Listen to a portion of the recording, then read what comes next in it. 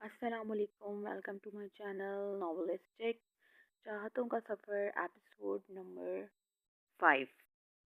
ہاں بس میرا سر میں بہت درد ہو رہا تھا، اسی لیے میں نے موبائل سائلنٹ کیا ہوا تھا۔ نہ کسی سے بات کی، نہ میسیجز وغیرہ دیکھے۔ رامین نے بیزاری سے کہا، سب ٹھیک تو ہے نا؟ کوئی مسئلہ تو نہیں ہے؟ سہرش نے اسے دیکھ کر فکر مندی سے پوچھا۔ ان کے فرینڈ سرکل میں رامین کی سب سے قریبی دوست سہرش تھی، اسی لیے وہ بارہا اس کے گھر آیا جایا کرتی تھی۔ بات پریشانی کی نہیں بلکہ مجھے غصہ آ رہا ہے۔ میرا دل چاہ رہا ہے اشر میرے سامنے آئے اور میں اس کا منہ توڑ دوں۔ سہرش کے پوچھنے پر رامین نے اپنا کل والا غصہ پھر سے اتارا تھا۔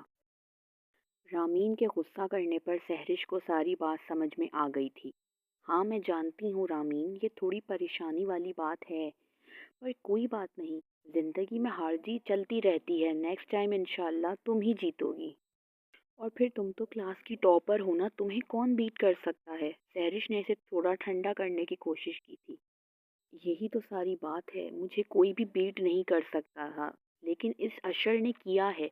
سمجھ میں نہیں آ رہا میں اس کا جواب کس طرح سے دوں۔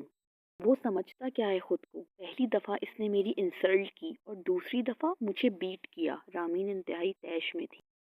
رامین رامین کول ڈاؤن، اتنا غصہ نہیں کرو، ہم کچھ سوچتے ہیں، اس مسئلے کا حل نکالتے ہیں۔ سہرش نے اس کی بات کاٹی اور سمجھاتے ہوئے کہا، کیا حل نکالو گی؟ بتاؤ مجھے، رامین نے بے صبری سے پوچھا۔ اس کی بات سن کر سہرش سوچ میں پڑ گئی۔ کیا تمہارا دماغ تو ٹھیک ہے؟ کیا بولے جا رہی ہو؟ سہرش کی ترکیب سن کر رامین کو جیسے کرنٹ سا لگا تھا۔ تم اچھی طرح سوچ لو، جلدی نہ کرو، جب ٹھنڈے دماغ سے سوچو گی نا تو تمہیں یہ ترکیب صحیح لگے گی، سہرش نے اسے بڑھاوا دیتے ہوئے کہا۔ اس کی بات سن کر رامین چپ ہو گئی، مگر اس کا دماغ کہیں اور ہی چل رہا تھا۔ کافی دیر تک وہ ادھر ادھر کی باتیں کرتی رہیں اور اس کے بعد سہرش اپنے گھر چلی گئی تھی۔ سہرش کے جانے کے بعد رامین اپنے کمرے میں آئی، وہ گہری سوچ میں تھی۔